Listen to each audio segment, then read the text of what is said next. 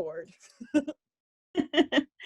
Well, thank you, Lori, and thank you for that nice introduction. And I would also like to say thank you to Margaret Lamar and the whole team over there at the Cibolo Nature Center. I know the past few months have been challenging to say the least, and but I was glad to hear that the trails are open, that the facilities are not, but the trails are, and so if people want to go out and go birding, they can do that. And hopefully stay safe and wear your mask while you're out there. I also want to say a big thanks to Carolyn Chipman Evans, who is the founder of the Cibolo Nature Center, and all of the people that helped bring the Nature Center together and the farm together, and all of their conservation efforts through the county there, and all the lands that they've been able to help protect and set aside for our enjoyment, but also for the conservation of our avian friends and wildlife as well. So as Lori mentioned, I'm Jennifer Bristol, and you might be thinking to yourself, well, why would you want to write a book called Parking Lot Birding? And what's with parking lots? So we'll talk a little bit about that, and then I'll also talk about, we'll do kind of a virtual walk through the Cibolo Nature Center and talk about some of the birds that you might see there. And then at the end, we'll have some questions, and Lori will moderate that. So if you have questions throughout, you can just put them in the chat box, and see, you know, she'll pick some of those questions kind of towards the end as well. So first off, thank you for joining. I think we have 50 people that are now online, and that we were discussing earlier.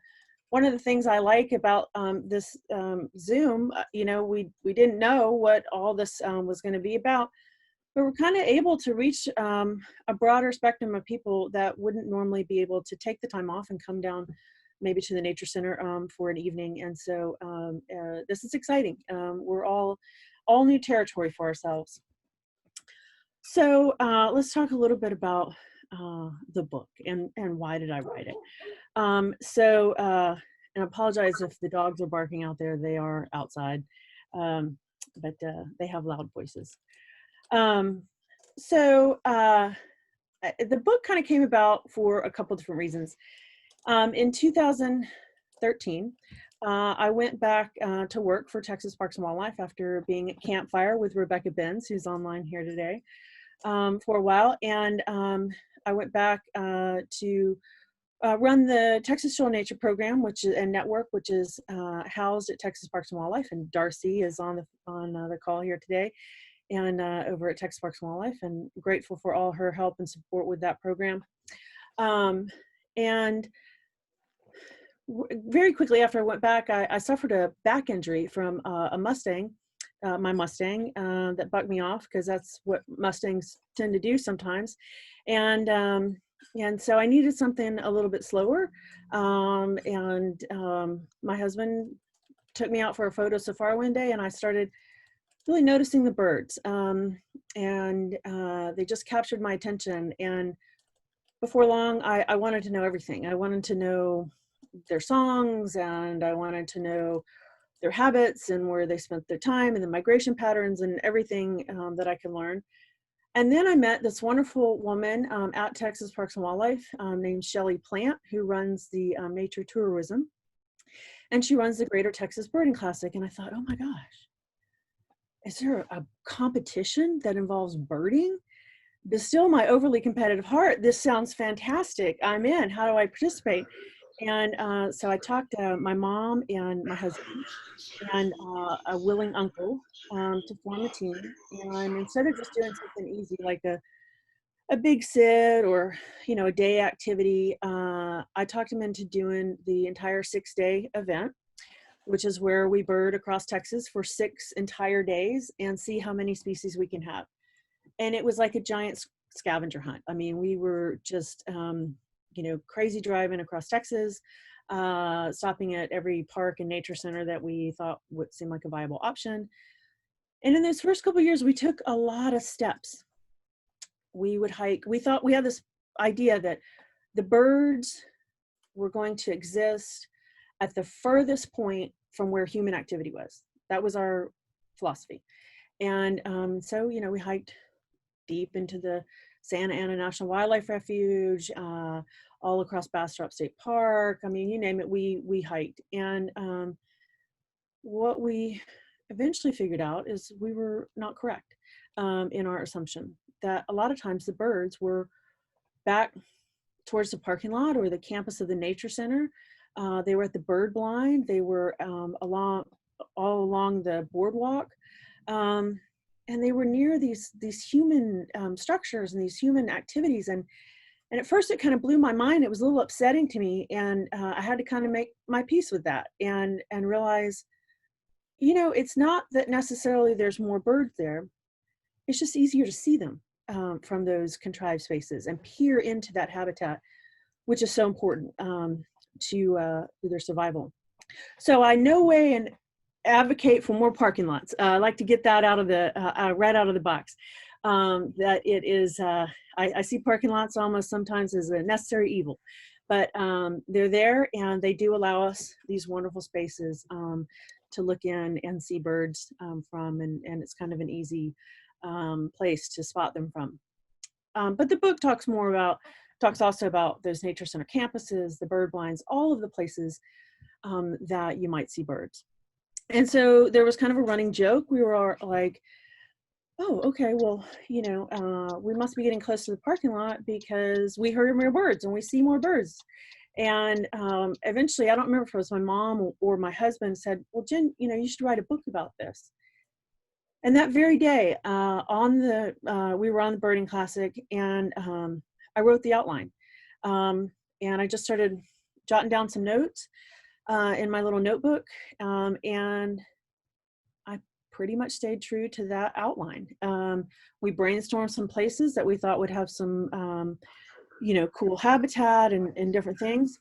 Eventually, I came up with a criteria as I was looking through this, and when we got back from our trip on that Birding Classic, I sat down and I wrote the introduction, and I edited it many times because that's what you do with books. If you like editing, you should write a book. But I wrote the introduction, and it really stayed pretty true to how I originally wrote it that night. So, and then I just started doing the research. I had already visited so many of these places and so many of the cool nature centers because of my work with Texas Children in Nature. And then I started doing even more research over, it took me about 18 months, start to finish, to write it. And then you turn it in, and then the real work happens. Then you've got to edit it and have peer review and all of these other things, and figure out which photos you want to use and the like. But I went from, I think I visited 300 places to do the research, and I narrowed that down to 90. And I kept going back to this original question that I asked myself, which every author should ask themselves before they endeavor on a book, is why? Why do you want to write this book? What is the purpose of it? And so I took a long walk with my dogs and I asked myself that question. And the answer came very much quicker than the walk ended. I was able to answer it really quickly. And my answer was that I wanted to help people find cool nature experiences that were local and easy to get to. And when they got there, they were easy to get around. I believe nature is around us all the time, and sometimes we forget that. And so we, as adults especially, we tend to sometimes think of nature as a faraway place. And certainly as I looked at some of the research that was out there, that was a common thread throughout all of that research, that nature was a faraway place and it was something unattainable. And so I wanted to make this book that made nature in Texas in particular really obtainable and easy to get to, and then manage those expectations once they got there. I tell them in each of the locations, you know, what birds are they going to see in different seasons? What are the facilities like? What is the campus like? And then maybe a funny story. There could be history about the place. And so as I was doing the research, I had a criteria to kind of help me guide me into what all these look like. And it had to be open to the public. It had to have easy walking trails and different paths as people got there. I had to have a parking lot opportunity. So I'm getting a message here. It looks like it's from Lori. Hold, please. Yes, I can. So if I screen share right now, I can go to this. Oh. Will that work? I just didn't know if you had your presentation up or not. I do. So, okay, cool. Yeah. So some of the other criteria was ADA walking trails, if they had them, a good variety of habitat and a good variety of birds. And so that was kind of my, how I picked and choose from the 300 and boiled that down to the 90 locations that eventually made it into the book. And of course, one of those is the Cibolo Nature Center. And I'll talk really quick about why I picked the Cibolo Nature Center, other than the amazing staff that's there and volunteers. But right when you get there, you're immersed in nature. And you know, it doesn't matter where you are. There's there's a true nature immersion that happens right away. And that was really one of the things that I wanted for people, is as soon as you got out of the car, you feel like, oh, yeah, okay, I can see birds right away. It's just like when you take a child fishing and you want them to catch a fish the first time they go, right? And so if a lot of people are using this book for the first time that they're visiting a place, I want them and hope that they will have, good birding right when they drive up and park and get out and start birding. So let's talk about the Nature Center a little bit. And we'll do kind of, like I said, a little bit of a virtual walk through and just introduce you to some of the birds that are there. Let me do a little chime. Yeah, we're good on time. Okay. So Cibolo Nature Center and the region in there, Texas has front row seats to the migratory, huge migration every single year, twice a year, in the spring and in the fall. And we have birds that come through on the Mississippi Flyway, as well as the Central Flyway. And every once in a while, we also get birds that come in from the Pacific Flyway. And of course, those send birders into wild fits of excitement when one of those birds pops up. And it always seems like they pop up in the San Antonio, Boerne area. And so I've always got to hop in the car and drive down there and see what I can find. But because we get these two big central flyways that come right through our area, and San Antonio and Boerne are really on the northern edge of the Mississippi Flyway as it comes through. This map isn't perfect for how the birds come through, but they kind of make a big arc around the Gulf Coast as they head up into more into the Mississippi Valley and the eastern part of the United States. The Central Flyway, it just comes right through us, and we get all of those amazing birds that go and come from all the way from South America through Central America, and then they go all the way up to the Arctic Circle, as well as Canada and points in between. So the Cibolo Nature Center, most of y'all have either been there or you're volunteered there. You know how special this place is. It is quickly being surrounded by urban sprawl. And so the fact that it has been able to conserve the farm as well as the natural habitat in the area, the riparian area and the grasslands, that's just, it's remarkable. And we're so lucky to have it there. Um, Margaret was talking earlier about how many species of birds there are.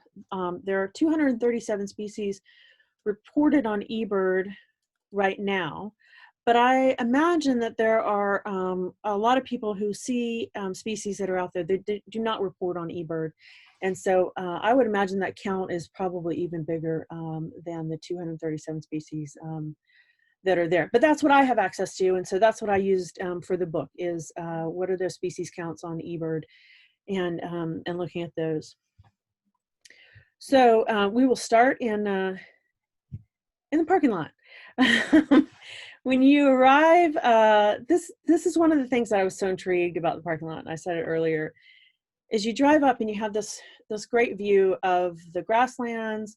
There's a pollinator garden, there's trees, and right there. So you have a lot going on, and so it doesn't matter what season you arrive in, you're probably going to have pretty good birding. And when I arrived for the very first time, it took me forever to get from the parking lot to the visitor center, because I just was birding my face off, and it seemed like it was a much longer walk than it really and truly is. And so let's see if this can squeeze over a little bit here. So the feather fact for the Civil and Nature Center is straight off their logo. It is the barn swallow, and I was kind of happy. I was picking and choosing, trying to pick and choose, different birds for each of the centers, and this one was a no-brainer because of it's right there in their logo. So a couple things about the barn swallow is they summer across the United States and Canada and parts of northern Mexico, but they winter all the way down in South America and parts of Central America.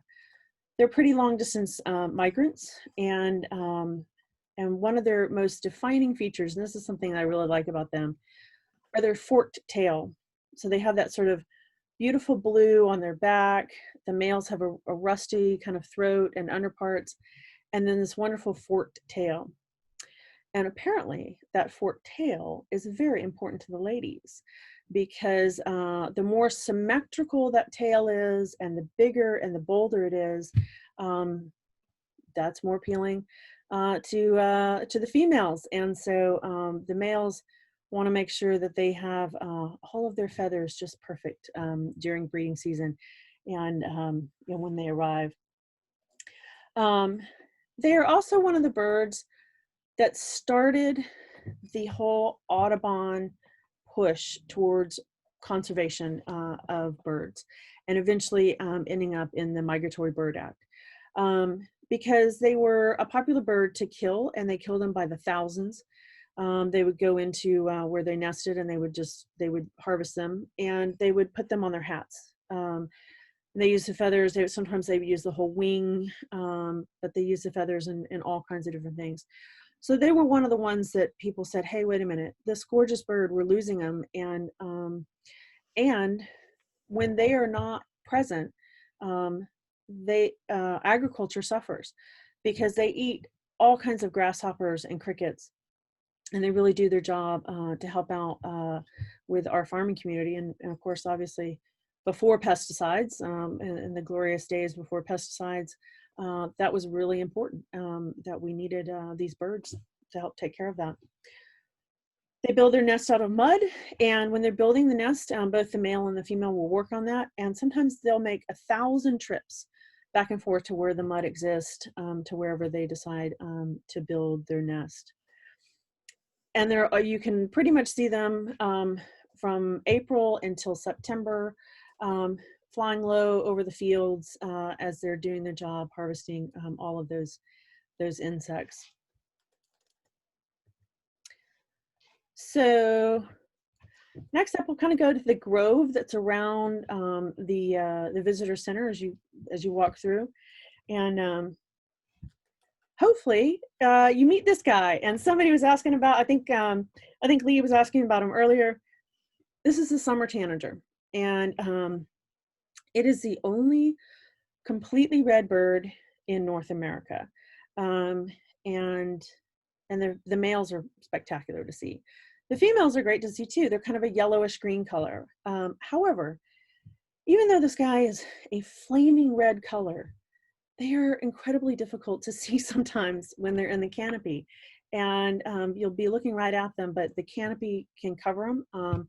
And sometimes they're just hard to see. I was very happy to get this photograph when he came out and perched at a place where I could see him pretty well. They will nest and breed across most of Texas, and the Cibolo Nature Center provides a great nesting habitat for them. Big trees, a riparian area, and the grasslands, everything that they like are right there. They are considered to be a bee and wasp specialist. They will catch bees and wasps on the wing and take them down to their perch and bang them on this a stick or a branch until the stinger falls off, and then they can consume them. Again, a bird that really does its job and does its job well, and grateful for them harvesting a lot of the bees and the wasps.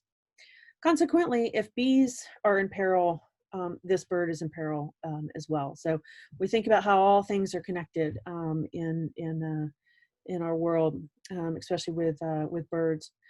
They winter in Central America and in South America, and they usually tend to arrive kind of mid-April, early to mid-April. The males will arrive first, and then the females follow them. So, oh, and I was going to play you the song because they have a beautiful song. Let me check on time. Yeah, we're good. Get over here to my app. People ask me, I use iBird Ultimate on my phone, and I listen to bird calls all the time because I'm that person. Yeah, I know. It's just, yeah, I listen to them at night. I can't help it. But here's the summer tanager. And when you hear it, listen carefully because I bet you have one in your neighborhood. Let me turn this up here a little bit.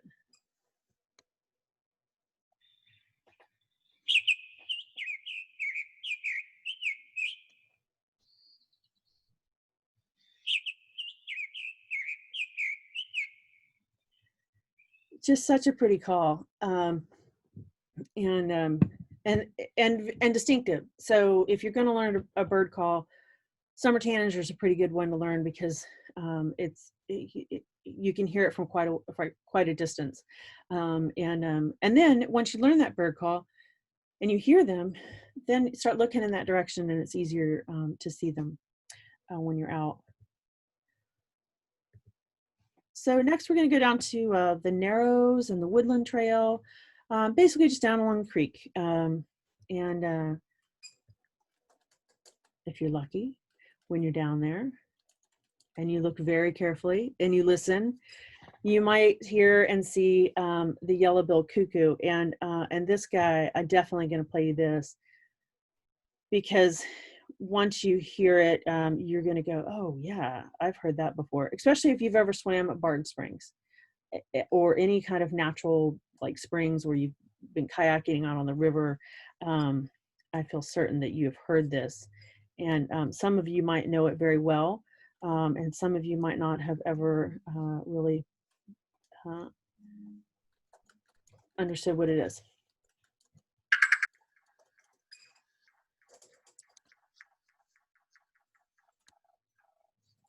I'll play it one more time.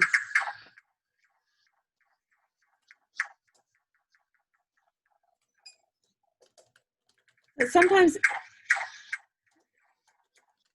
it sounds like a throaty frog or a toad or something. That's a yellow-billed cuckoo, and you definitely want to hear them because they are very slow movers as they move through the top of the canopy of the trees looking for caterpillars. This photo took me forever to actually capture because I was looking right at him, and it wasn't until he turned his head that I noticed that I was actually looking right at him. They're slow movers, and they are caterpillar specialists. They'll eat even the fuzzy ones that are toxic to many other birds, but they will eat them. And they are in extremely steep decline, unfortunately. A lot of that is due to habitat loss. Another part of that is because they are, like so many birds, they migrate at night, and they in particular fly pretty low. So collision with buildings is, we lose a lot of them to those collisions. And so, there's a lot of work that Audubon is doing to try to get different cities to turn off different lights at certain times and stuff, as they know that they're going to have big migration waves coming through. And I think in the cities that have done it, we've got to be able to see a difference. And as they get out and they do the counts, there's bird strike count volunteers that get out there and look for those. I hope that it's making a difference.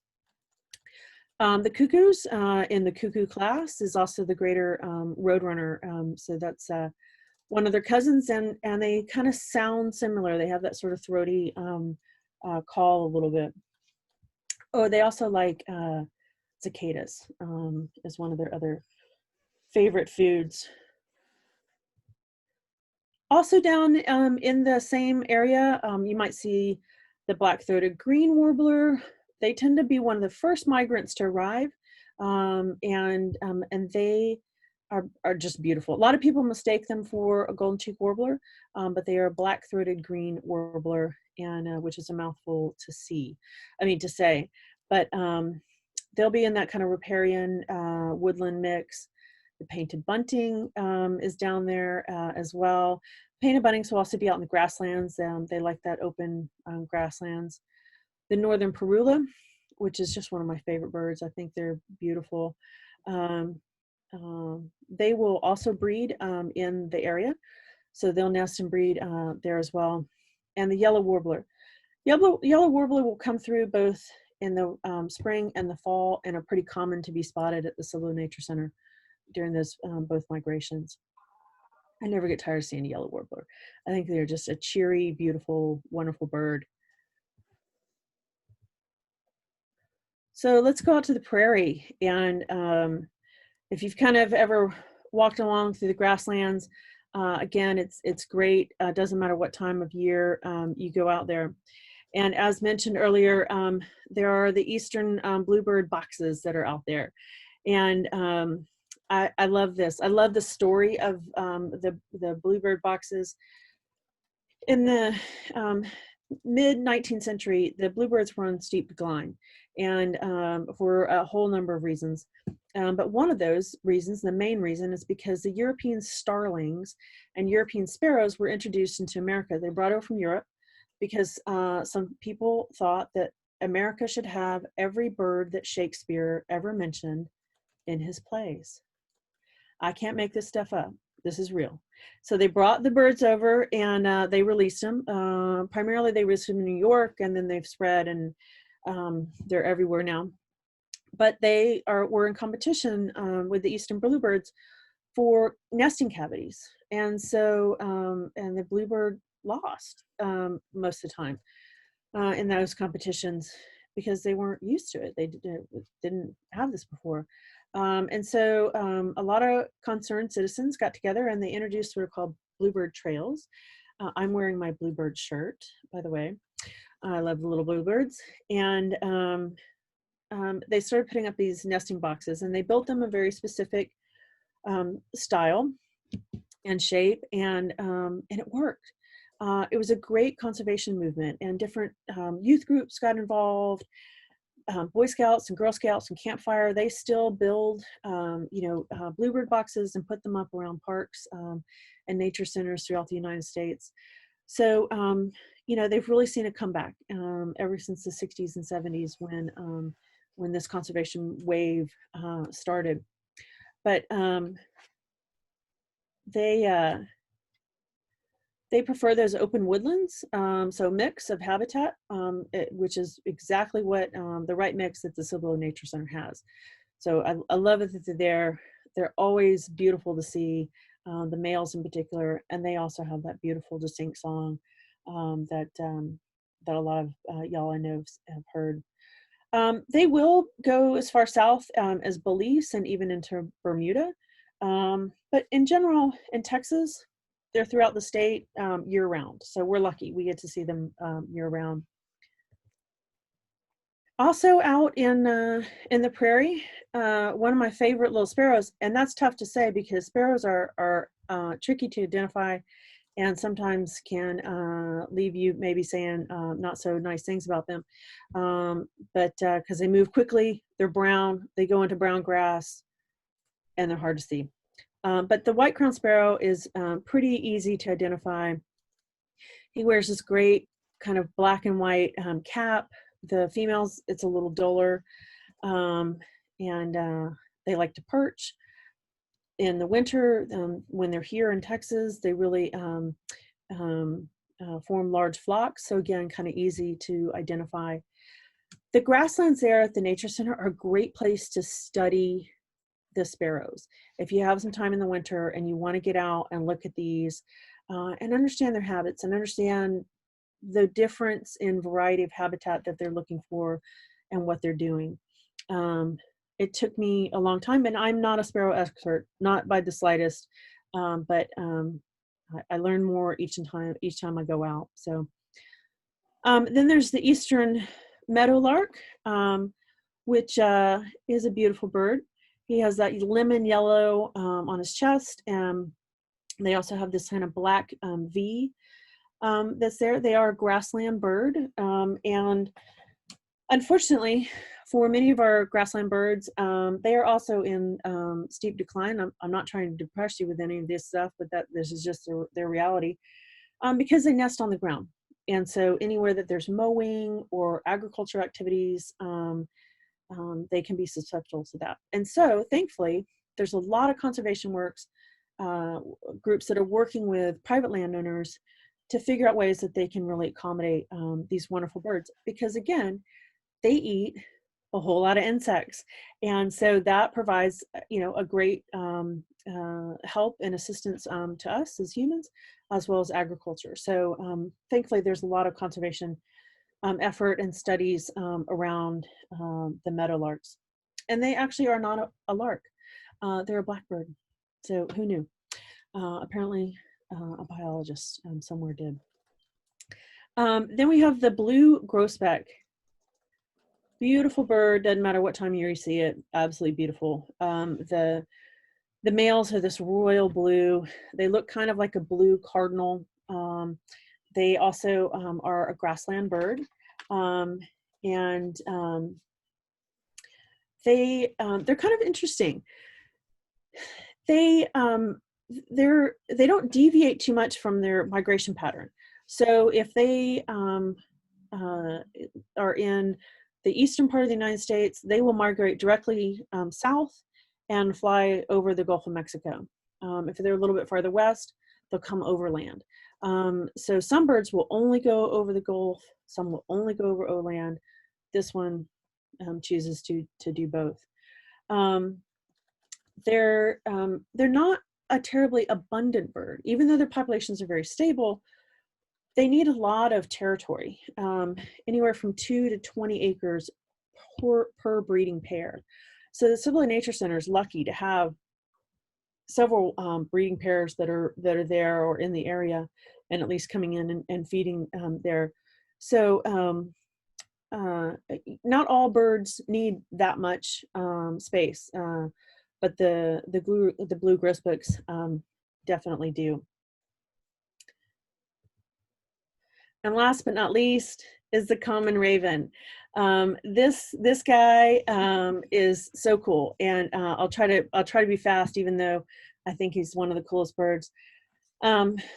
Ravens are among the smartest, most intelligent birds in all of the world, really and truly. They thrive with humans. They have lived with humans since humans have been around. Native Americans and many other cultures have stories about the ravens because they're always with us. Sometimes they're the trickster. Sometimes they foresee the future. There's all kinds of different stories around them because they're with us. And when we're successful, they're successful. A lot of people don't like them because they do raid other birds. They love eggs. It doesn't matter if it's bird eggs or toad eggs or snake eggs, or it doesn't matter. If they can get to it, they're going to try to eat it, and they are an opportunistic eater, as well as most ravens and crows are. But they also will recognize faces. So if staff are out and about, they'll probably know you, and because they live a long time, they're observing their world very very well, and they know if someone is a friend or a foe. And if it's a foe, they will warn all the others and try to get them out of there as quickly as possible. I'm told, Lori tells me that there's a nested pair on the property, so that's very exciting. And this is their most eastern range. They're mostly a western bird, but they push into Texas just a little bit, and so the Cibolo Nature Center will be right at their eastern range. And if you watch them when they're flying, especially if they're being chased by a mockingbird or some other bird, they'll roll. They can actually fly upside down for a short period of time. They'll do somersaults. They're very acrobatic, especially for kind of what seems like a little bit of a clunky bird, but they're really quite graceful. I mentioned earlier that habitat matters, and so hopefully if you're thinking about altering your habitat at your yard, or your school, your children's school, or your church, or place of business or something, native plants. That's one of the biggest things that we can do to help our bird friends. And so here's some websites. National Audubon has a great thing that you can just type in your zip code and pick out plants that are native plants for your area. Lady Bird Johnson Wildflower Center, of course, the Texas Native Plant Society also has great resources on their websites too, as do the Master Naturalists. How can you help? Most of y'all already know this. Native plants, and I can't say it enough, give your mind, your time, and your dime to conservation organizations and places like the Cibolo Nature Center. We can't support them enough, and they need us right now for sure. Take someone out birding. Share your passion. Tell them what you're seeing. Tell them what you like. And then vote for things like parks and water protection lands and historic tree preservation. All of those things matter. You can do something as simple as putting up a bluebird box if you want to as well. Limit pesticides and keep those bird feeders and baths clean. That's been a question I've seen a lot on Nextdoor lately about bird feeders. And then here's just some places that you can order the book. If you want a signed copy, you can order it directly from me, which is theatomiccowgirl.com. You can go to A&M Press, or if you live in San Antonio area, you can go to the Twig Bookshop, which has it. And if you're in Austin, you can go to Book People. So I think we're good on time. I'm going to stop here. And Lori, do you have questions? Yes, we do. Hold on. Our first question is from Walden, and he asked, will summer tanagers be here all year long? That's a great question, and their name almost answers that question. They are only here in the summer, pretty much. They arrive in April and May, and they'll leave in around September. Once they leave, they'll start molting a little bit before too, so their color changes slightly before they leave. They're just a little bit duller than when they arrive. So good question. Awesome. And then when we have a really good one from Beatrice, which is, what time of day is best for bird watching? Oh, I love this question. It really varies. There's those people that think, oh, I've got to get up at the crack of dawn, which I'm one of them, and get out there and be in position to see every single bird that exists at that place. But the more I'm at my house and I'm watching the bird patterns here, 9 a.m. is prime time. They're active, they're out, they're about, they're singing. It's been consistent, but morning is best, especially to hear them calling. But then in the evening, there's kind of the evening frenzy before nighttime, And then there's a whole other group of birds that come out in the evening, like the common nighthawks that are just arriving. Right now, the purple martins, the chimney swifts, a lot of times they're more active in the evening as well. So I like the morning and the evening. In the winter, you can really all day, for that. But especially once we get hot, birds are very efficient with their movement, as most wildlife is. And so they're not going to waste any energy during the heat of the day if they don't have to. All right. The next question we have is, where is the best place to put a bird box? So what's kind of cool about the bluebird boxes, they have a very specific height that they do best at. And so I'm told that they are for sale at the gift shop, at the visitor center, at the Civil Nature Center. And on there it would have instructions to exactly kind of how high you want to put them. Same thing is true with an owl box. I have both an owl box that they can perch in and then one that they nest in. And they have different height recommendations for that as well. If you want to attract like a sparrow or a wren, you can put like an old shoe out and they will make a nest in it. They'll make a nest on anything. And we love them for it. So they're not quite as picky. Cardinals, a little bit lower, but they probably won't come to a nesting box. They like to build their nest in the Y of a tree, but they're a little bit lower. Chickadees will sometimes use them, but the most popular ones are the eastern bluebird, the owl box, or if you want to have a purple martin whole condo, those also have a recommended height for those as well. And when you buy it, it comes right on there, like how high this pole has to be and everything. Awesome. Jennifer, the next one isn't a question, it is a request. Okay. It is, Jennifer, will you do your favorite bird call for us from JJ? Janice, I know that's you. And I am not one of those talented people that can do bird calls. I can't sing and I can't do bird calls. I would love to entertain you that way, but unfortunately that is... That's for iBird Ultimate. Exactly. That's why I carry that. Exactly. Awesome. Okay, the next question we have is, how important is it to clean bird baths, as we see a lot of birds splashing in dirty puddles? Yeah, that's a great question. So a lot of times in our bird baths, you get some algae, but most importantly, you get mosquito larvae in there that you want to kind of rinse out and get that out of there for yourself as well as the birds. I clean mine out pretty frequently. But you can also, I use a lot of times our rain barrel, the water from the rain barrel to put it in there as well as, from the hydrant. But I clean it out pretty frequently. Yes, they do. Obviously, they bathe in creeks but creeks are flowing, so it keeps it a little cleaner.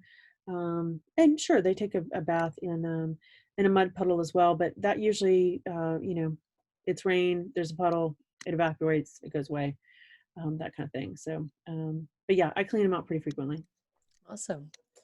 The next question we have is about how long do painted buntings stay in Texas, and will they stay year long? They will not stay year round, and I'm sure that there's one or two reports here and there that they might be in Texas year round. Occasionally, they might be down in the Rio Grande Valley, but for the most part, they winter down in Central America, and they arrive in the spring as well and leave in the fall. Once they are out of their breeding plumage, they are not as brilliant and a little bit harder to see as they pass through during the fall. But once they have, the chicks have fledged and they're ready to go, they'll migrate back down to Central and South America. So I think that's all the questions that we've had from chat. So if anyone has, if you've got a last question, throw it in that chat now. And my gosh, we're on time. This is amazing. So, I love it. I oh my love it. gosh, I love it. And I just want to let everybody know, thank you so much for joining us tonight for Thirst for Nature and supporting us here at the Nature Center. If you have any questions from Jennifer or I, feel free to contact me. I'm going to throw my email up in here now.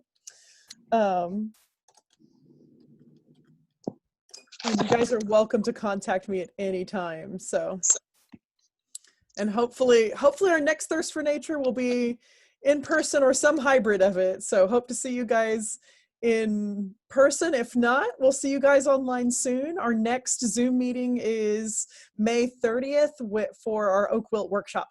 So if you guys are interested, then holler at me and we'll get you guys in soon. So thank you so much, Jennifer. That was an amazing presentation, and we're so lucky to have you guys present to us. So, well, thank you. And thank you, Lori, for putting all the technology together and getting all this to work. That's no small task. So thank you.